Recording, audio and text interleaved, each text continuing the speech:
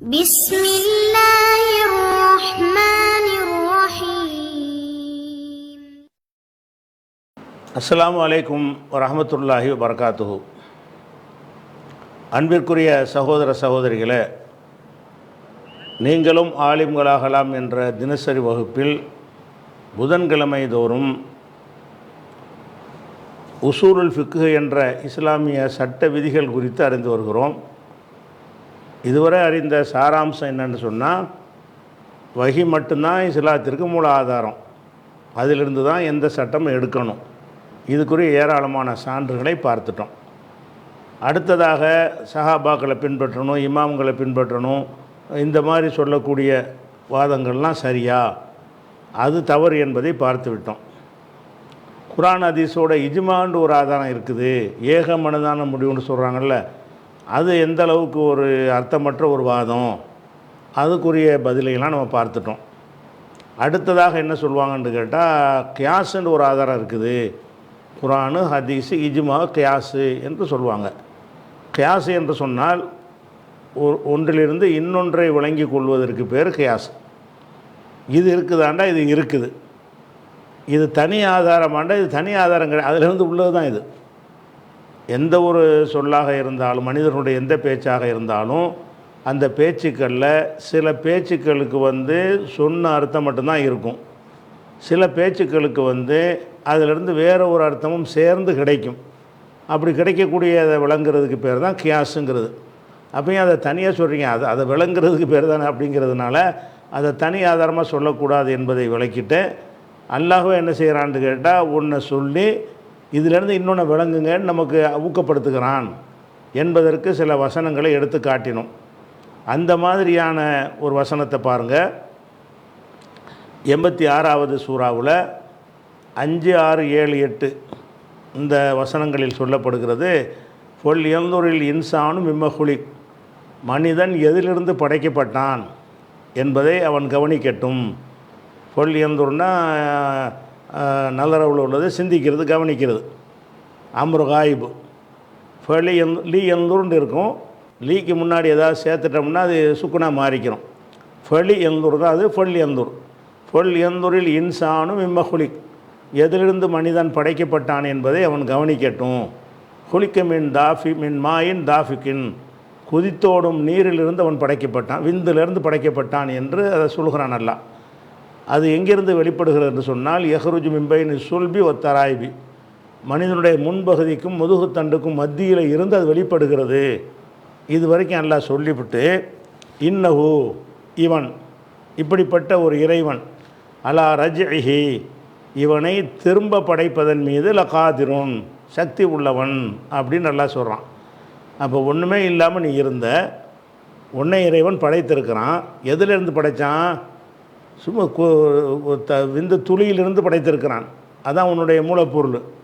அதிலேருந்து படைச்சிருக்கிறது சிந்திச்சு பார்த்தீங்கன்னு சொன்னால், இதிலேருந்து படைத்த இறைவனுக்கு திரும்ப படைக்க இயலாதா? அதிலிருந்து திரும்ப படைப்பதை நீங்கள் விளங்குறீங்க. இன்னஹு அலா ரஜ், அதிலிருந்து விளங்குற கருத்தை இது அல்லாஹ் சொல்லி காட்டுறான், அவனே சொல்லிடுறான். அதை மனிதன் சிந்தித்து பார்த்து என்ன முடிவுக்கு வரணும்? அல்லாஹ் இன்னொரு தடவையும் படைக்க முடியும். முதல் தடவை படைச்சிருக்கிறான்ல, அதுக்கு பயங்கரமான ரிஸ்க் எடுத்து கஷ்டப்பட்டு அப்படிலாம் படைக்கலை.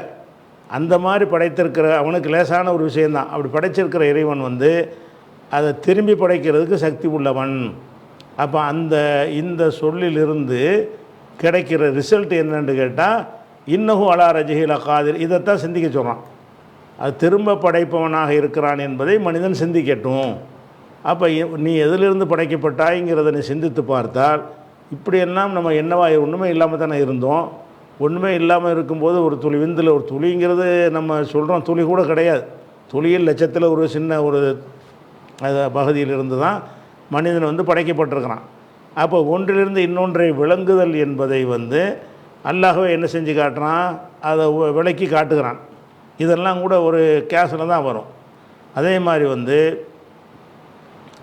இன்னும் அல்லாஹ்வே எப்படி கியாஸ்ன்னா எப்படின்னா, ஒன்றுலேருந்து ஒன்றை சிந்தித்து விளங்குங்க என்கிற ஒரு போதனை குர்ஆனில் நெடுகிலும் இருக்கிறது. அதை விளங்கிட்டு நம்ம கியாஸ் சட்டத்திட்டங்களில் எப்படி கியாஸ் எடுக்கிறதுங்கிறத ரெண்டாவதுக்கு நம்ம சொல்லுவோம். இதில் என்ன சொல்கிறான்னு கேட்டால், இது 17வது சூறாவில் 97, 98, 99, 98, 99. ذَلِكَ جَزَاؤُهُمْ بِأَنَّهُمْ كَفَرُوا بِآيَاتِنَا. நமது வசனங்களை அவர்கள் மறுத்த காரணத்தினால் இதுதான் அவர்களுக்குரிய தண்டனை. ذَلِكَ இதுதான் ஜஸாவுஹும் அவங்களுடைய கூலி, அவங்களுக்கான தண்டனை. எதுக்கான தண்டனை? பிஅன்னஹும் கஃபரு பிஆயாத்தினா, நமது வசனங்களை அவர்கள் நிராகரித்தார்கள் என்பதற்கு இதுதான் தண்டனை. மேலும் காலு அவர்கள் சொன்னார்கள், இதா குன்னா இலாமன், நாங்கள் எலும்புகளாகவும் ஒரு ஃபாத்தன் மக்கிப்போன பொருள்களாகவும் மாறின பிறகு இந்நாள மபூசூன ஹல்கன் ஜதீதா, புது படைப்பாக நாங்கள் படைக்கப்படுவோமா. அவன் என்ன சொன்னாங்கன்னா, நாங்கள் இறந்துடுறோம், இறந்து மண்ணோட மண்ணாக மக்கி போயிடுறோம், அப்படி போன எலும்பாயிடுறோம், அதுக்கு பிறகு மக்கி கூட போயிடுறோம், அந்த நேரத்தில் நாங்கள் திரும்ப எழுப்பப்படுவோமா என்று சொன்னார்களே, அதுக்கு தான் இந்த தண்டனை. நரகத்தை கொடுத்துவிட்டலாம். என்ன சொல்கிறான்னு கேட்டால், இப்படிலாம் செய்ய இயலுமான்னு கேட்டீங்கள, அதுக்குரிய தண்டனை தான் இது என்று எல்லாம் சொல்லிட்டான். சொல்லிவிட்டு நம்ம சிந்திக்கிறதுக்காக என்ன செய்கிறான்னா, அவளும் இரவு இவர்கள் கவனிக்க மாட்டார்களா, அன்னல்லாஹ் அல்லதி ஹலக்க சமாவாத்தி உலர், வானங்களையும் பூமியையும் படைத்திருக்கிற இறைவன் காதிருன், வலிமை மிக்கவனாக இருக்கிறான், அலா யஹ்லுக மிஸ்லஹும், இவர்களை போன்றவர்களை படைப்பதற்கு வலிமை உள்ளவனாக இருக்கிறான். வானம் பூமி இவ்வளோ பிரம்மாண்டமான ஒன்றை படைத்திருக்கிற இறைவன் இதே மாதிரி இவர்களை போன்ற ஒரு அற்பமான மனிதர்களை படைக்கிறதுக்கு சக்தி உள்ளவன் என்று நீங்கள் விளங்க வேண்டாமா. அப்போ அவன் என்ன கேட்குறான்னா, எலும்பாவும் மக்கி போனவுன்னு எப்படி உயிராக்குவான்னு கேட்குறான். நீ எதை கவனிக்கணும்? இந்த வானங்கள் எவ்வளோ பிரம்மாண்டமாக இருக்குது, இதை யார் படைச்சா? இந்த பூமி எவ்வளோ பிரம்மாண்டமாக இருக்குது, இதை ஒருத்தன் படைச்சிருக்கான்னு சொன்னால் அவன் திரும்ப உன்னை படைக்கிற பெரிய விஷயமா? பிரம்மாண்டமான ஒரு விஷயத்தை செஞ்சவன் சின்ன விஷயத்தை செய்வான் என்பதில் உனக்கு என்ன டவுட்டு? மனிதனை படைக்கிறது ரொம்ப சின்னது. அப்படியெல்லாம் கேட்குறான். அந்து மஷத்து ஹல்கன் அமிசமாவு, படைப்பில் ரொம்ப கடுமையான விஷயம் நீங்களா அல்லது வானமான்னு கேட்குறான். வானந்தான் ரொம்ப கடுமை, அதையே நான் படைச்சிருக்கும்போது நீலாம் ஏமாத்திரம்னு எல்லாம் கேட்குறான். அந்த மாதிரி என்னன்னு கேட்டால், வானங்களையும் பூமியையும் படைத்தவன் இவர்களை போல் படைப்பதற்கு சக்தி உள்ளவனாக இருக்கிறான் என்பதை எண்ணி பார்க்க வேண்டாமா? அப்போ ஒன்றிலிருந்து ஒன்று எல்லாம் விளங்க சொல்கிறான். எப்படி விளங்க சொல்கிறான்? இந்த வானத்தை யார் படைத்தா, பூமியை படைத்தான். அப்படிப்பட்ட ஒருத்தன் நம்மளை மாதிரி ஒரு அற்பத்தை படைக்குவானா படைக்க மாட்டானா? படைப்பான் என்பதற்கு இது ஆதாரமாகுமா ஆகாதா? ஆகும். அதுதான் ஒன்றிலிருந்து ஒன்று விளங்கு. இந்த வானத்தை படைச்சதை பாரு, பூமியை படைச்சதை பாரு, இதனுடைய பிரம்மாண்டத்தில் என்னென்னலாம் இருக்குன்னு பாரு. இந்த பிரம்மாண்டமான பிரபஞ்சத்தை படைத்திருக்கிறவனுக்கு அந்த பிரபஞ்சத்தில் நீ ஒரு கணக்கில் இல்லாத ஒரு ஆள், உன்னையே படைக்கிறது பெரிய விஷயமா என்று அல்லாஹ் என்ன செய்கிறான்னு கேட்டால், ஒன்றிலிருந்து ஒன்றை நிறுவுகிறான். அப்படிங்கிறத பார்க்குறோம். அதே மாதிரி 1967 இதே மாதிரி தான் அல்லாஹ் ஒன்றுலேருந்து ஒன்று விளங்க சொல்கிறான். ஒன்றுலேருந்து ஒன்றை விளங்குறது என்பது அதில் அடங்கியிருக்கக்கூடிய ஒரு விஷயந்தான். கூறுள் இன்சானும், மனிதன் சொல்கிறான், இதா மா மித்து, நான் மரணித்து விடும் பொழுது இல்லை சௌஃப உஹ்ரஜு ஹையா, நான் உயிரோடு வெளிப்படுத்தப்படுவேனா என்று கேட்கிறான். அவளா எதுக்குருள் இன்சானும், மனிதன் எண்ணி பார்க்க வேண்டாமா, அண்ணா ஹலக்கனாகு மின் கபுலு, இதுக்கு முன்னாடி அவனை நம்ம படைத்திருக்கிறோம், உலமியக்கு செய்யா, எந்த பொருளாகவும் இல்லாமல் இருந்த நிலையில் அவனை படைத்திருக்கிறோம். உன்னை படைத்தான்ல, அதுக்கு முந்தி நீ என்னவா இருந்த? ஒவ்வொரு மனுஷனும் ஒரு 100 வருஷத்துக்கு என்னவா இருந்தேன்னு கேட்டால் அவனுக்கு தெரியாது, என்னவாகவும் இருக்கலை. அப்போ நீ என்னவாகவும் இல்லை, ஒரு பொருளாக கூட இல்லை, நீ யாருண்ட இல்லாத ஒரு நிலை இருக்கும் பொழுது நம்ம படைச்சிருக்கோமா இல்லையா? அதை சிந்திச்சு பாடுறா, நான் திரும்ப எழுப்பப்படணும்னா நீ கேட்க மாட்டாய். இதிலிருந்து அதை விளங்க சொல்கிறான்லாம். இதிலிருந்து நீ எதுவுமாக இல்லாமல் இருந்தாய், எந்த ஒரு பொருளாகவும் இருக்கவில்லை. உளம் எக்கு ஷெய்யன், எக்கு என்பது எக்குன், எக்குன் என்பதில் நூனை போய்கிட்டு சொல்லுவாங்க. உளம் எக்கு ஷெய்யன், அவன் எந்த ஒரு பொருளாகவும் எக்குன் என்றும் சொல்லலாம், உளம் எக்குன் என்றும் சொல்லலாம். உளம் எக்கு என்பது அது ஒரு அது ஒரு சர்ஃபில் உள்ள ஒரு முறை, அதுவும் இலக்கணத்துக்கு உட்பட்டது தான். உளம் எக்கு ஷெய்யா, எந்த ஒரு பொருளாகவும் அவன் இல்லாமல் இருந்த நிலையில் அவனை அல்லாஹ் படைத்திருக்கிறான் என்பதை நினைத்து பார்க்க வேண்டாமா? அப்போ அல்லாஹ் என்ன சொல்கிறான்னு கேட்டால், இது நம்மளை திரும்பி அல்லாஹ் எழுப்புவானா என்று நீ கேள்வி கேட்குறாய். அதுக்கு பதில் அல்லாஹ் என்ன செய்கிறான்னு கேட்டால், உன்னையே சிந்திக்க சொல்கிறான். எதை சிந்திக்க சொல்கிறான்? நம்ம ஒன்றும் இல்லாமல் தானே இருந்தோம், அதிலிருந்து அவன் படைத்தானே, அவனுக்கு இன்னொருக்கா படைக்கிற பெரிய விஷயமா? அப்போ இதிலிருந்து அதை விளங்க சொல்கிறான். உன்னை வந்து ஒன்றுமில்லாததிலிருந்து அல்லாஹ் படைத்திருக்கிறான் என்பதை நீ சிந்தித்து பார்த்தால் இதிலிருந்து என்ன விளங்கன, நம்மளையும் படைப்பான், இதை படைத்த இறைவனுக்கு நம்மை படைக்க முடியும் என்று விளங்கணும். ஒன்றிலிருந்து ஒன்றை விளங்குவதற்கு தான் அவளா எது குரல் இன்சான் சிந்தித்து பார்க்க வேண்டாமா? அப்போ சிந்திக்க சொல்கிறான். எதை சிந்திக்க சொல்கிறான்? ஒன்றுமே இல்லாமல் இருந்து நம்மளை படைத்தானே, எதுக்கு அதை சிந்திக்க சொல்கிறான்? முதல்ல அவன் சொன்னான்ல அந்த அந்த அந்த வாதத்துக்கு தான். அவன் என்ன சொன்னான்? நான் இதாமா மித்து, நான் மரணித்து விட்டால் இல்லை சௌஃப உஹுரஜு ஹையா, நான் உயிரோடு எழுப்பப்படுவேனான்னு கேட்டான்ல. அதுக்கு தான் பதில் என்ன? உயிரோடு எழுப்பப்படுவாருக்கு அல்லா என்ன காட்டுறான்னு கேட்டால், இதை சிந்திடா, இதுலேருந்து அதை விளங்கு. உயிரோடு எழுப்புவேன்னு பதில் சொல்லலை, இதை செஞ்சவன் அதை செய்ய மாட்டானா என்று சிந்தித்து பாரு. அப்போ ஒன்றிலிருந்து ஒன்றை சிந்தித்து விளங்குதல் என்பது வந்து அல்லாஹ்வை ஊக்குவிக்கக்கூடிய ஒரு விஷயம். யாசுங்கிறாங்கல்ல, அது அல்லாஹ்வை ஊக்குவிக்கிற ஒரு விஷயம். அதே மாதிரி வந்து என்ன செய்கிறான் அல்லாஹ் வந்து 41 39 இப்படி இதே மாதிரி சிந்திக்க சொல்கிறான். எப்படி செய்கிறான்? இந்த பூமியை நீங்கள் பார்க்குறீங்க, அந்த பூமியில் வந்து நல்லா வறண்டு போயிடுச்சு, மழை பெய்ந்த உடனே என்ன செய்யுது, அப்படி புற்பூண்டுகள் முளைத்து செழிப்பாக ஆகிறது. இதை எடுத்து காட்டிட்டு அல்லாஹ் என்ன சொல்கிறான்? இன்னல்லதி அஹ்யாக, இந்த வறண்ட பூமியை ஹயாத்தாக்கியவன், இந்த வறண்ட பூமியை உயிராக்கியவன், லமுஹியில் மௌத்தா, மரணித்தவர்களை உயிர்ப்பிக்கக்கூடியவன், இன்னஹு அலா குல்லி ஷைஇன் கதீர். அப்போ எதுலேருந்து சிந்திக்க சொல்கிறான்? அடை நீ பார்க்குற வெயில் காலத்தில் மழை எல்லாமே அழிஞ்சு போயிடுது, கட்டாந்தரையாக போயிடுது, மழையே இல்லாமல் போனால் என்னவாயிரும், பாலைவனம் மாதிரி தரையெல்லாம் மாறி விடுகிறது. அப்போ திடீர்னு மழை வருகிறது, மழை வந்த உடனே அப்படி புற்பூண்டுகள்லாம் முடித்து அப்படி சிலிர்த்து போய் பச்சை பசேல் என்று ஆகி விடுகிறது. அப்போ செத்துப்போன பூமிக்கு வந்து உசுறு கிடைக்குது. இதை செய்கிற இறைவன் வந்து செத்து போனாலே உயிராக்குவான் அப்படின்னு அதில் இதில் விளங்க சொல்கிறான். எதை விளங்க சொல்கிறான்? இந்த பூமியை வந்து என்ன மாதிரி இருந்துச்சு, மழை பெஞ்சவொன்னே அதை சிலிர்த்து பசுமையை அணிச்சா இல்லையா, பசுமையை வளர்ந்துச்சா இல்லையா, இதே மாதிரி அல்லாஹ் என்ன செய்வான்னு கேட்டால் இறந்தவர்களையும் உயிராக்குவான். அப்போ இறந்தவர்களை உயிராக்குவான் என்பதை எதிலிருந்து சிந்திக்க சொல்கிறான்? இதிலிருந்து சிந்திச்சு பாரு. அவனுக்கு 7 மாடு தானே கேட்குற, 7ம் இதை செஞ்சுருக்கிறான்ல, இதுவும் இறந்து போனது தானே, பூமி செத்து தானே போச்சு. செத்து போன பூமியை வந்து அதை பயிர் பச்சைகளை முளைக்க செஞ்சு உயிராக்கினான். இதை உயிராக்கினவன் வந்து நம்மளை உயிராக்க மாட்டானா? சிந்தித்து பாரு அப்படின்ட்டு 41 39 அல்லாஹ் சொல்லி காட்டுகிறான். அதே மாதிரி வந்து இது எல்லாத்துக்கும் பதில் எப்படி சொல்கிறான்? இறைவன் வந்து திரும்ப எழுப்புவானான்ற கேள்வி தான் இன்றைக்கி மக்கள்கிட்ட இருந்துச்சு. அதுக்கு சொல்கிற பதில் எல்லாமே கியாஸ் மாதிரி பதிலாக தான் அல்லாஹ் சொல்கிறான். என்ன கேட்குறாங்க? யுஹ்ரிஜுல் ஹய்ய மினல் மையத்தி. அடே நீ இறைவனுக்கு முடியுமான்னு கேட்குறிய? அவன் வந்து உயிர் உள்ளதிலிருந்து உயிரற்றதை வெளிப்படுத்துகிறான். ஓ யுஹ்ரிஜுல் மையத்த மினல் ஹய்யி, உயிர் உள்ளதிலிருந்து உயிரற்றதை வெளிப்படுத்துகிறான். ஓ யுஹில் அருள பாத மௌத்திகா, மரணத்திற்கு பிறகு பூமியை செத்த பிறகு பூமியை உயிராக்குகிறான். ஓ கதாலிக்க துஹ்ரஜூன், இந்த மாதிரி தான் நீங்களும் வெளிப்படுத்தப்படுவீர்கள். உங்களையும் மரணிக்க செஞ்சுட்டு உங்களையும் நான் வெளியாக்குவேன். இதுக்கு என்னத்தை ஆதாரத்தை காட்டுறான்ல? அதாவது மையத்திலிருந்து ஹயாத்தானதை கொண்டு வர்றான். இப்போ வந்து உயிருள்ள பொருள்கள் படைக்கப்பட்டிருக்கிற எல்லாமே வந்து மையத்தில் தானே வந்துச்சு. எல்லா பொருள்களும் படைக்கப்பட்டது எதிலிருந்து வந்துச்சுன்னு சொன்னால் உயிரற்றதிலிருந்து தான் உயிர் உள்ளது வந்துச்சு. களிமண்ணிலிருந்து தான் மனிதனே வருகிறான். இவங்க கிரிணாமன்னு சொன்னால் கூட எங்கேருந்து போய் கடைசி என்ன செய்வாங்க? உயிரற்ற ஒன்றில் இருந்து ஒரு செல் பிராணி உருவானுச்சும்பாங்க. அப்போ உயிரற்றதிலிருந்து தான் உயிர் உள்ளதை எல்லாம் வெளிப்படுத்தி காட்டுகிறான். உயிர் உள்ளதிலிருந்து செத்ததிலிருந்து உயிர் உள்ளதை வெளிப்படுத்தி காட்டுகிறான். அப்போ இதெல்லாம் செய்யக்கூடிய இறைவன் வந்து அதே மாதிரி நீங்களும் வெளிப்படுத்தப்படுவீர்கள். இதெல்லாமே கியாசு தான். இதிலேருந்து அதிலேருந்து என்னென்னவனா செஞ்சு காட்டிகிட்டு இருக்கிறானே, அவனுக்கு உங்களை உயிர்ப்பிக்க தெரியாதா, ஏழாதா, அந்த ஒரு வாதத்தை வைக்கிறான். அதே மாதிரி வந்து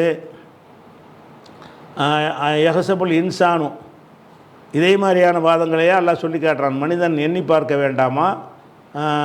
மனிதன் நினைத்து கொண்டிருக்கிறானா? யுத்ரக சுதா, வெறுமனே விடப்படுவோம் என்று நினைக்கிறானா? அலம் யக்கு நுத்துஃபத்தம் இம்மணி யும்னா, செலுத்தப்படும் ஒரு விந்து துளியாக அவன் இருக்கவில்லையா? சும்மக்கான அலக்கத்தன், பிறகு அலக்கத் என்ற சினை முட்டையாக, கருவுற்ற சினை முட்டையாக அவன் ஆகவில்லையா? பிறகு ஃபஹலக்க, அவனை அல்லாஹ் படைத்து ஃபசவ்வா, சீராக்கினான். ஃபஜாலமின் ஹூ ஜவுஜைனி, அவனிடமிருந்து ஜவுஜைனி ஆண் பெண் ஜோடிகளை, அதுக்கறி ஒரு உன்சா, அவனிடமிருந்து ஆண் பெண் ஜோடிகளை அல்லாஹ் வந்து வெளிப்படுத்தி காட்டினான். அலைச தாலிக்க, இத்தகையவன் பிகாதிரின் சக்தி உள்ளவன் இல்லையா, அலா யுஹியல் மூத்தா இறந்தவர்களை உயிராக்குவதற்கு இவனுக்கு சக்தி இல்லையா.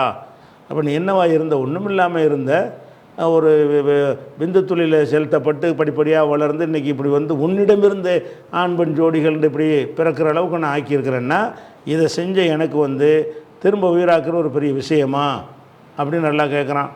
இதே மாதிரி வந்து 7:58 எடுத்துக்கிட்டிங்கன்னு சொன்னால் 7:57 58 எடுத்திங்கன்னா இதே மாதிரி உதாரணம் தான். இதே மாதிரி உதாரணம், வறண்டு கிடந்த பூமியை வந்து செழிக்க செய்கிறோம், மழை பெஞ்சவொன்னு அது உசுறு பெற்று வருகிறது. அந்த மாதிரி உங்களையும் நாங்கள் என்ன செய்வோம், உயிராக்குவோம். இதை சிந்தித்து பார்க்குற மக்களுக்கு இதில் ஆதாரம் இருக்குது அப்படிங்கிற கருத்துப்பட அல்லாஹ் சொல்லி காட்டுறான். அதே மாதிரி வந்து இதே கருத்தை வந்து எங்கே சொல்கிறான்னு கேட்டால், அந்த கருத்து மட்டும் போதும் நமக்கு. நீங்கள் 22 வசனத்தில் என்ன சொல்கிறான்னு கேட்டால், நீ எப்படி இருந்த, எந்த மாதிரி உன்னை படைத்தான், ஒன்றும் இல்லாமல் இருந்த, அதுக்கப்புறம் முதல்ல மண்ணிலேருந்து படைத்தோம், அப்புறம் விந்துத்துலேருந்து படைத்தோம், அப்புறம் அடக்கத்துலேருந்து படைத்தோம், இப்படி ஒவ்வொரு நிலையிலேருந்து படித்து அப்புறம் கருவறையில் கொஞ்ச நாள் வைக்கிறோம், பிறகு உனக்கு குழந்தையாக ஆக்குறோம், அதுக்கு பிறகு என்ன செய்கிற, பருவ வயசு அடைகிறாய், அப்போ ஒரே நேரத்தில் மௌத்தாகிறவங்களும் இருக்கிறாங்க, தள்ளாத வயசு வரைக்கும் கொண்டு போகப்படுறவங்களும் இருக்கிறாங்க. இப்படியெல்லாம் இருக்கிற மாதிரி உன்னை படைச்சிருக்கிறவங்க சிந்தித்து பார்க்க மாட்டியா? இதெல்லாம் எதுக்கு எல்லாம் சொல்கிறான், இதையெல்லாம் செய்த இறைவனுக்கு வந்து உன்னை அழிச்சிட்டு ஒரு உத்தரவில் திரும்ப படைக்கிறது முடியுமா முடியாதா, அதுக்கு இந்த ஆதாரத்தையெல்லாம் காட்டுறான். இதே மாதிரி வந்து நீங்கள் ஒருத்தர் விந்தாக செலுத்துறீங்களே, அதை மனுஷனாக உருவாக்கின நீங்களா நாங்களா அப்படின்னு நல்லா கேட்டு, உங்களை மாதிரி மரம் எனக்கு படைக்க தெரியாதா அப்படின்னு 56வது சூறாவில் 59 60 61 62 எடுத்து பார்த்தீங்கன்னா இந்த எல்லாம் கியாஸ் தான் எல்லாமே. இதிலேருந்து அதை நிரூபித்து கலக்கிறான். அதே மாதிரி 36 81 என்ன சொல்கிறான்டா, வானங்களை பூமியை படைத்த இறைவன் வந்து இவர்களை படைக்க சக்தியற்றவனா நினைத்து கொண்டிருக்கிறார்களா அப்படின்னு நல்லா கேட்குறான். அதே மாதிரி என்ன செய்கிறான்னு கேட்டால், மனுஷன் வந்து எனக்கு உதாரணம் காட்டி கொண்டு திரிகிறான், நான் அதனோட உன்னை முதல் தடவையை படைச்சிருக்கிறேன், எப்படி எலும்பை உயிராக்குவான் என்று கேட்குகிறாய். ஃபஸ்ட்டு இந்த எலும்பாக கூட நீ இல்லையே, நான் உனக்கு படைச்சிருக்கிறேனே அப்படின்னு என்ன செய்கிறான். அல்லா 36வது சூறாவில் 78 79 80 81 வசனத்தில் நல்லா சொல்லி காட்டுகிறான். இதே மாதிரியான, அதாவது வறண்ட பூமியை உதாரணம் காட்டுவது, மனிதனுடைய துவக்கத்தை உதாரணம் காட்டுவது, இதையெல்லாம் காட்டி இதையெல்லாம் செஞ்சது போல் திரும்ப நான் செய்வேன் அப்படின்ட்டு எல்லாம் என்ன செய்கிறான்னு கேட்டால், இதுதான் கேஸுங்கிறது. கேஸுன்னா என்னென்னு கேட்டால், ஒன்றிலிருந்து இன்னொன்றை விளங்குவது, ஒன்றிலிருந்து ஒன்றுக்குரிய ஆதாரத்தை கண்டுபிடிக்கிறது, இந்த மாதிரியா உள்ளதுக்கு தான் கேஸுன்னு இவங்க பிரித்து வச்சுருக்கிறாங்க. அதுக்கு அடுத்தது வந்து, அதாவது ஒரு குருடை செவிடை பார்வை உள்ளவன் கேட்குறவன், இதை உதாரணங்கள் குரானில் நிறைய வருங்க. அந்த உதாரணங்களில் எல்லாம் லாஜிக்கு தான், கேஸு தான். உதாரணங்கள் என்ன இருக்குது, கேஸு தான் எல்லாம் வைக்கிறான். எப்படி மதலுல் ஃபரி கைனி, ரெண்டு கூட்டத்தாருக்கு உதாரணம். எந்த ரெண்டு கூட்டம், கல் ஆமா உள்ள அசம்மும், குருட செவிட, இது ஒரு பக்கம். இன்னொரு பக்கம் ஒல் பசீரி ஒரு சமீ, கேட்குறவன் பார்க்குறவன். குருடனுக்கு எதிர்ப்பை தான் பார்க்குறவன், செவிடனுக்கு எதிர்ப்பை தான் கேட்குறவன். அப்போ கேட்குறவன் பார்க்குறவன்ட்டு ஒருத்தன், செவிடன் குருடன் இன்னொருத்தர் இருக்கிறான். ஹல் எஸ்தவியானி மசலா, இவங்க ரெண்டு பேரும் சமமாவார்களா, அஃபலா ததக்குறோன், சிந்திக்க மாட்டீர்களா? அப்போ ஒரு குருட்டு பயலும் பார்வை உள்ளவனும் சமம்னு சொல்லுவியா? சொல்ல மாட்டேன். ஒரு செவிட்டு பயலும் காது கேட்குறவனும் சமமாவானா? ஆவான்னு நீ சொல்ல மாட்டேன். அப்போ அந்த மாதிரி இருக்கக்கூடிய நேரத்தில் சரியானதை சிந்தித்து விளங்கக்கூடியவனும் சரியானதை சிந்திக்காமல் இருக்கக்கூடியவனும் சமமாவானா? யார் வந்து உண்மையை கண்டுபிடிக்க, கல்லுக்கு கல் தான், மண்ணுக்கு மண் தான், மரத்துக்கு மரம்தான் விளங்குறானோ அவன் வந்து பார்வை உள்ளவன். பார்வையற்றவன் யார்? கல்லுன்னு நல்லா தெரியுது, கடவுளுங்கிற அதை போய் கல்லுன்னு கண்ணுக்கு முன்னாடி நல்லா தெரியுது, நீ குருட்டு பயலாக இருக்கிற. அப்போ வந்து நீ வந்து உன்னுடைய பார்வையும் செவியும் பயன்படுத்தாமல் இருந்தால் எப்படி அவன் இருப்பானோ அந்த மாதிரி நிலையில் தான் நீ இருந்துக்கிட்டு இருக்கிறாய். இது ரெண்டும் சமமா? நீங்களும் நாங்களும் சமமாங்கிறதுக்கு எல்லாம் உதாரணம் காட்டுறான். அல்லாஹ்வை நம்பி இருக்கக்கூடிய, ஒரு இறைவனை நம்பி இருக்கக்கூடிய நாங்களும் கண்டதையெல்லாம் தெய்வம் என்று நீங்கள் நினைக்கிற நீங்களும் சமமாவீர்களா அப்படிங்கிறதுக்கு உதாரணம் என்னன்னு கேட்டால், ஒரு குருடனும் செவிடனும் போல தான் உதாரணம். குருடன் செவிடன், பார்க்குறவன் கேட்குறவன், இது ரெண்டும் சமமா? நீனும் நானும் சமமாங்கிறதுக்கு அல்ல அந்த உதாரணத்துலேயும் ஒரு லாஜிக்கை வச்சு தான் எல்லாம் பேசுகிறான். அதே மாதிரி என்ன செய்கிறான்னு கேட்டால், ஒரு நம்ம அல்லாஹ்வுக்கு இணை கற்பிக்கிறாங்க. இந்த இணை கற்பிக்கிறத தவறு என்பதற்கு அல்லாஹ் எப்படி ஒரு லாஜிக் காட்டுறான், உதாரணம் காட்டுறான்னா, ஒரு மனிதன் இருக்கிறான், அடிமையான மனிதன். அவனை வந்து பலருக்கும் கூட்டாளிகளாக இருக்கக்கூடிய ஒரு அடிமை, அதாவது ஒரு அடிமை இருக்கிறான். அவனை ஆளுக்கு 1000 ரூபா பணம் போட்டு விலைக்கு வாங்கியிருக்கிறாங்க. அத்தனை பேர் இவனுக்கு எஜமான். அவனை 1,00,000 சொன்னால் ஒரு அடிமைக்கு விலை என்று சொன்னால் 100 பேர் ஆளுக்கு 1000 ரூபா போட்டு என்ன செய்கிறாங்க, அந்த அடிமை விலைக்கு வாங்கியிருக்கிறாங்க. இப்படி ஒரு அடிமை இருக்கிறான். இன்னொருத்தன் இருக்கிறான், ஒரே ஒரு எஜமானுக்கு அடிமையாக இருக்கிறான். ஏன்டா இவங்க 2 பேரும் சமமா? 100 பேருக்கு பங்கு பறித்து கொடுத்தவனும் ஒரே ஒரு எஜமானுக்கு அடிமையாக இருக்கிறவனு சமமாகவானா அப்படின்னு ஒரு ரஜுலன் செலமல்லி ரஜுலின், ஒரு மனுஷன் இன்னொரு மனுஷனுக்கு மட்டும் சுதந்திரமான அடிமையாக இருக்கிறான். இது ஹல் எஸ்தவியானி, இவங்க 2 பேரும் சமமாவார்களா? அல்ஹம்துலில்லாஹ்.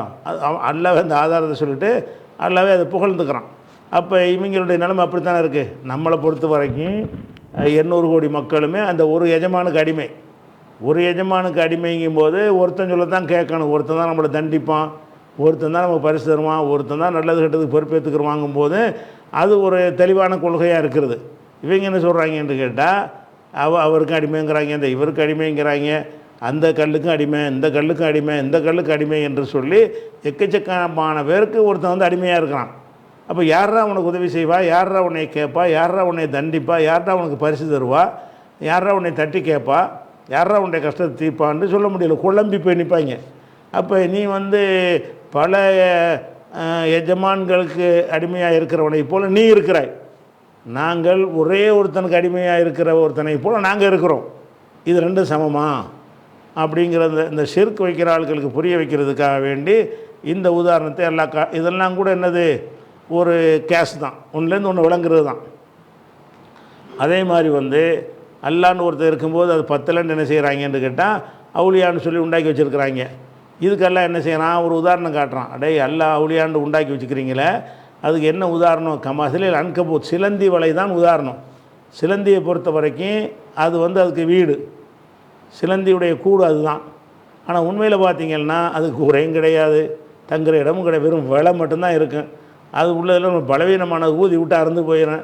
அப்போ இன்னும் அவுகனல் புயூத்தில் பைத்துல் அன்கபூத், வீடுகள்லேயே பலவீனமான வீடு வந்து சிலந்தியின் வீடு தான். அப்போ நீங்கள் சிலந்தி வீடு போல் உங்கள் நிலைமை இருக்குடா.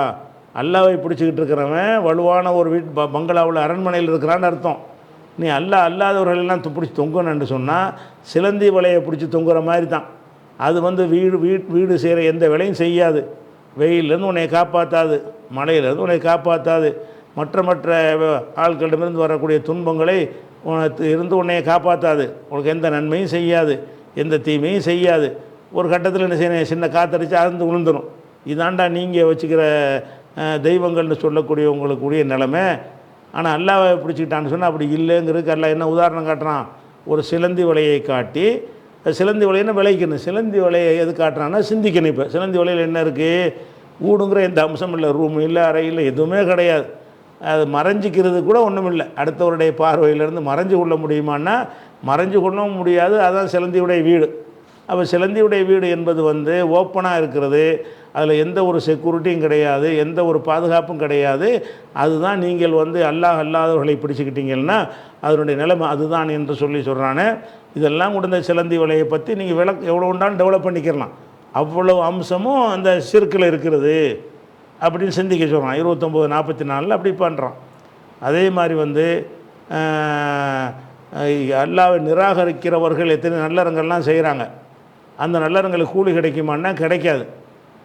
அவனுக்கு என்ன செய்யும், ஆகரத்து அல்லாவும் ஆகரத்தை நம்பினா தான் ஒருத்தனுக்கு மறுமையில் கூலி கிடைக்கும்.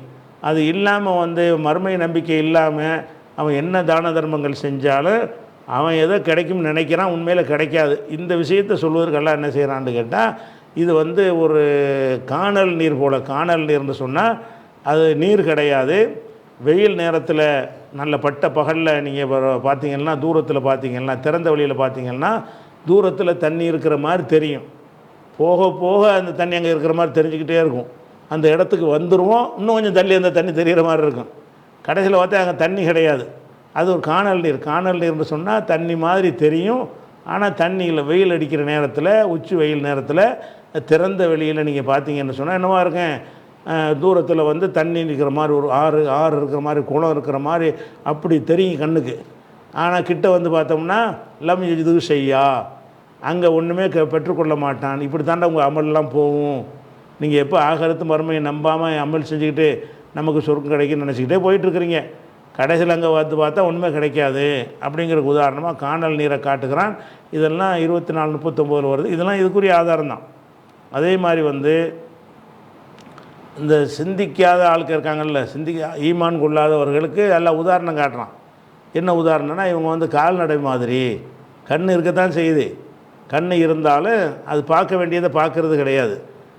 வந்து காது இருக்குது, கேட்க வேண்டியதை கேட்குறது கிடையாது. உள்ளம் இருக்கிறது, சிந்திக்கிறது கிடையாது. இவங்க எந்த மாதிரி இருக்காங்கன்னு கேட்டால் உலாய்க்கு கல் ஆம், இவங்க வந்து கால்நடைகளை போல் இருக்கிறார்கள். கால்நடை கூட சரியில்லை, பல்கும் அல்லல்லு, அதை விட வழிகட்டவங்களாக இருக்கிறாங்க. அப்போ அதாவது சத்தியம்னு வரும்போது ஏற்றுக்கிற மாட்டேங்கிறான். வேறு விஷயத்தையெல்லாம் கண்ணை கொண்டு பார்க்குறான். அது கருத்தை கொண்டு பார்க்குற விஷயத்தில் மட்டும் மூடிக்கிறான். கருத்தை கொண்டு சிந்தித்து பார்த்தான்னு சொன்னால் ஒரு மனிதனை போய் கடவுள்னு சொல்லுவானா? ஒரு மண்ணால் செஞ்சு வச்சுக்கிட்ட கடவுள்வானா? இவனே தயாரித்து வைத்துக்கொண்டு அதுக்கு முன்னாடி சாஷ்டாங்கமாக விழுவானா? அப்போ கண் இருந்தும் குருடனாக தானே இருக்கான் இவன். அப்போ அந்த மாதிரி உள்ளதுக்கு உதாரணம் காட்டுற என்ன செய்கிறான்? கால்நடைகளை காட்டுகிறான். கால்நடைகள் கூட கொஞ்சம் சரியானதை கண்டுபிடிச்சிடும், அவைகளுடைய அறிவுக்கு ஏற்றவாறு சரியானதை கண்டுபிடிச்சிடும். ஆனால் அதை விட கேவலமாக இருக்கிறேன்னு சொல்லி எல்லாம் சொல்கிறாங்க. இதெல்லாம் கூட இதில் வரும், கேஸுங்கிற வகையில் தான் வரும். அதே மாதிரி இந்த உதாரணத்தை 25-44 வசனத்துலையும் எல்லாம் காட்டுகிறான். அதே மாதிரி வந்து ஒரு மனுஷன் என்ன செய்கிறான்னு கேட்டால், ஒரு அடிமையாக இருக்கிறான். அவனுக்கு எந்த ஒரு பவருமே கிடையாது. ஒரு ஆள்கிட்ட அடிமையாக இருந்தால் அவனுக்கு என்ன இருக்கும்? அவன் பேரில் சொத்து இருக்குமா? தான தர்மம் செய்ய முடியுமா? ஏதாவது உதவி செய்ய முடியுமா? செய்ய முடியாது. இன்னொரு மனிதன் என்ன செய்கிறான்னா, அடிமை இல்லாமல் இருக்கிறான். அவங்க விரும்புகிறதெல்லாம் செலவழிச்சிக்கிட்டு இருக்கிறான். இதில் 2 சமமாட்டு எல்லாம் கேட்குறான்.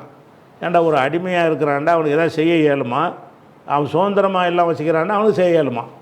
அப்போ நீ நினைக்கிற கடவுள்னு சொல்கிறவர்கள்லாம் எந்த சக்தியும் இல்லாத அடிமையை போல் இருக்கிறாங்க. நான் இறைவன் அல்லாவை ஏற்றுக்கிற மக்கள்லாம் எப்படி என்னைய நினைக்கிறாங்கன்னு கேட்டால், நான் வலிமை உள்ளவன், நினைச்சதை செய்வேன், ரிஸ்க்கை வழங்குறவன் நினைக்கிறாங்க. இந்த 2 கடவுளில் எது சரின்னு சிந்திச்சு பார் என்று அந்த உதாரணத்தின் மூலமாகவே 2க்கும் மத்தியில் உள்ள வேறுபாட்டை எல்லாம் விளக்குறான். இது 16:75 நீ என்ன செய்யலாம்? பார்த்துக்கலாம். அதே மாதிரி வந்து இன்னொரு உதாரணம் காட்டுக்கிறான். 79 அல்லாஹ் வந்து 2 பேரும் உதாரணம் காட்டுறான். ஒருத்தன் வந்து ஊமை, அவனுக்கு வந்து எந்த ஒன்றும் செய்ய மாட்டான். அவன் முதலாளிக்கே என்ன செய்வான்னா சிரமமாக தான் இருப்பான், எங்கே போனாலும் நன்மையை கொண்டு வர மாட்டான். இன்னும் ஒருத்தன் வந்து நல்லா பேசக்கூடியவனாக இருக்கான், நீதியை ஏவக்கூடியவனாக இருக்கிறான். அவனும் ஒன்றாண்டு கேட்குறான். ஒருத்தன் ஊமை ஒருத்தன் இருக்கிறான் வேலைக்காரன், ஒருத்தன் நல்ல மக்களுக்கு நன்மை தீமை எடுத்து சொல்லக்கூடிய ஒருத்தன் இருக்கிறான். இவங்க 2 சமமாவார்களா அப்படின்னு நல்லா கேட்குறான். இந்த மாதிரி வந்து அது மாதிரி சத்தியத்தை கேட்டுட்டு கேட்காம ஓடுறாங்கல்ல, அவங்களுக்கு எல்லாம் என்ன செய்கிறான்னு கேட்டால், அவங்க சிங்கத்தை கண்டு ஓடுகிற கழுதை போல் இருக்கிறார்கள்னு சொல்லி 50வது சூறாவில் 50-51 வசனத்தில் நல்லா சொல்கிறான். சத்தியத்தை கேட்டால் சிங்கத்தை பார்த்தோன்னு என்ன செய்யும்? கழுதை விரண்டு ஓடும். அந்த மாதிரி என்ன செய்கிறாங்கன்னு கேட்டால், பாத்திலான கொள்கைகள் இருப்பாங்க, வாண்டா உட்காந்து பேசவும் வரமாட்டாங்க, ஓடுவாங்க. கூப்பிடும்போதெல்லாம் ஓட்டம் பிடிக்க ஆரம்பிச்சிருவாங்க. அந்த காலத்தில் இந்த காலம் வரைக்கும் நாங்கள் தான் பகுத்தறிவாளர்பாங்க, வாங்கடா உங்கள் பகுத்தறிவை பார்ப்போம்னா வரமாட்டானுவோம், ஓடி போயிடுவானுவோம். அப்போ இவங்கெல்லாம் சிங்கத்தை கண்டு ஓடிய கழுதைகளை போல் இருக்கிறார்கள் பாத்தில் இருக்கிறவங்கன்னு அந்த மாதிரி உதாரணத்தை எல்லாம் காட்டுகிறான். அதே மாதிரி தௌராத்துன்னு ஒரு வேதத்தை வச்சுக்கிறாங்க, வச்சுக்கிட்டு நேர் வழி பெறாமல் இருக்கிறானுவோ. வேதம் இருக்குது, அதிலிருந்து படித்து பயன் பெறாமல் இருக்கிறாங்க. இவங்களுக்கு எல்லாம் உதாரணம் காட்டும் என்ன செய்கிறான்னு கேட்டால், ஏடு சுமக்கிற கழுதைகளை உதாரணம் காட்டுறான். கழுதை இருக்குது, கழுதைகள் எக்கச்சக்கமான ஒரு புத்தகங்களை முதல்ல சுமந்து இருக்குது. அந்த புத்தகங்களால் அந்த கழுதைக்கு ஏதாவது பயன் இருக்கா? கழுதைகள் புத்தகத்தை சுமக்கிறதுக்கு நீ வந்து லைப்ரரியில் புக்கு அடுக்கி வச்சுக்கிற என்னடா வித்தியாசம்? அதை படிக்கணும், அதில் வந்து செய்தியை பெற்றால் தானே வித்தியாசம் இருக்கும். நிறைய வச்சுருந்தா அதை நீ வந்து அறிஞராயிட முடியுமா? அப்படின்னு அதான் என்ன செய்கிறான்னா, யூதர்களை பற்றி கேட்குறான். கமசலில் ஹிமாரி, இவங்க கழுதை போல் இருக்கிறாங்க. யஹ்மில் அஸ்ஃபாரா, ஏடுகளை சுமக்கிற கழுதையை போல் இருக்கிறார்கள். இவங்க ஏடு வச்சுருக்கிறாங்க, தௌராத்தெல்லாம் இருக்குது, அது கழுதை மாதிரி சுமந்துக்கிட்டு இருக்கிறாங்களே தவிர அதிலிருந்து பயன் பெறுவது கிடையாது அப்படின்னு நல்லா சொல்லி காட்டுறான். இது மாதிரியான உதாரணங்கள் எக்கச்சக்கமாக இருக்கிறது. இதெல்லாம் எதுக்குன்னு கேட்டால், அந்த கியாஸுங்கிற பேரில் வந்து தனி ஆதாரம் அப்படிங்கிற மாதிரி சொல்கிறாங்கல்ல, அப்படி இல்லாமல் குரானில் உதாரணங்கள்னு எடுத்து பார்த்திங்கன்னா எல்லா உதாரணங்கள்லையுமே ஒரு ஒரு லாஜிக் இருக்கும், ஒரு கியாஸ் இருக்கும். இப்படி ஒன்றிலிருந்து ஒன்றை விளங்குறதுக்கு பேர் தான் கியாஸ் என்பதை தவிர அதில் என்ன இல்லை, ஒரு தனியான ஒரு ஆதாரம் கிடையாது. சரி, ஒன்றுலேருந்து இது வந்து இந்த குரானில் வந்து இதுக்கு ஒரு பேசிக் இருக்குது என்பதற்காக சில உதாரணங்களை எடுத்து காட்டியிருக்கிறோம். இன்னும் ஏராளமாக இருக்கிறது. அப்போ இதை விளங்கின பிறகு அப்போ ஒன்றிலிருந்து ஒன்றை விளங்குதல் என்பதற்கு என்ன விதிமுறை இருக்குது, இதுவும் உசூல் ஃபிக்குடைய விதிக்குள்ளே நம்ம போயிடலாம். இப்போ ஒன்றிலிருந்து ஒன்றை விளங்குதல் நேரடியாக சொன்னதுக்கு பஞ்சாயத்து ஒன்றும் கிடையாது. எல்லோரும் ஒரே மாதிரி விளங்கிடுவாங்க. 5 10ன்னா 5 10 தான். யார்கிட்ட கேட்டாலும் 5 10 தான். மூணாவது கருத்து ரெண்டாவது கருத்துலாம் வராது. அப்படி உள்ள விஷயங்களுக்கு கியாஸும் தேவை கிடையாது, சிந்தனைக்கும் வேலை கிடையாது. சொன்னவுடனே விளங்கி போயிடும், அதை விட்டுருவோம். அது இல்லாமல் குரானாக இருந்தாலும் ஹதீஸாக இருந்தாலும் அதில் ஒளிந்திருக்கிற கருத்துக்கள் இருக்கத்தான் செய்கிறது. எதில் வந்து சொன்னது ஒன்றும் சொல்லாது ஒன்றும் அடங்கி இருக்கிறதோ அந்த விஷயங்களை தான் நம்ம கியாஸுங்கிறோம். அந்த கியாஸுங்கிறத வந்து எப்படி நம்ம வந்து வேறுபடுத்தி அறிந்து கொள்வது, ஒன்றிலிருந்து ஒன்றை விளங்குவதற்கு என்ன கண்டிஷன் இருக்க வேண்டும், இதுதான் முக்கியமான விஷயங்கள். இந்த விஷயங்கள் நம்ம என்ன செய்வோம், அடுத்த வாரத்துக்கு பார்ப்போம். அடுத்த வாரத்துக்கு வந்து அல்லாஹ் ஒரு வசனத்தையே ஹதீஸையே ரசூலுல்லாஹ் சொல்லியிருப்பாங்க. அதில் சொன்னதை விட்டுட்டு இன்னொன்று விளங்குறதா இருந்தால் அது என்ன மாதிரி இருக்கணும், என்ன மாதிரி இருந்தால் அப்படி விளங்க முடியும் என்பதற்கு சில ரூல்கள் இருக்கிறது. அந்த ரூல்களை என்ன, ரூல்கள்னால் என்ன, இவங்களா போட்டுக்கிட்டு ரூல் எழுதி வச்சுக்கிறாங்க. நமக்கு குர்ஆன் ஹதீஸிலேருந்தே சிந்தித்து அந்த ரூலை எடுத்துடலாம். அந்த மாதிரியான விதிமுறைகளை அடிப்படையில் நம்ம எப்படி சட்டங்களை எடுக்கிறது, ஒன்றிலிருந்து நேரடியாக சொன்ன சட்டத்தை எடுப்பது. ரசூலுல்லாஹ் கையை உயர்த்தினார்கள்னா அதில் வந்து பெரிய கியாஸுக்கெல்லாம் வேலை கிடையாது. உயர்த்தினார்கள், நம்மளும் உயர்த்த வேண்டியதான். இப்படி எடுத்துகிட்டு போயிடுவோம். இது இல்லாமல் ஒன்றிலிருந்து இன்னொன்றை விளங்கக்கூடிய வசனங்கள் ஹதீஸுகள் இருக்கும் இல்லையா, அதில் எப்படி விளங்குவதற்கு மூளையை நம்ம கூர்மைப்படுத்தணும், எப்படி கூர்மைப்படுத்தினா அதில் உள்ள அந்த விஷயங்கள் நமக்கு விளங்கும் என்ற விஷயங்கள் தான் இனி அடிப்படையான முக்கியமான விஷயம். அதை வந்து நம்ம இன்ஷா அல்லாஹ் அடுத்த வாரத்துக்கு பார்க்கலாம்.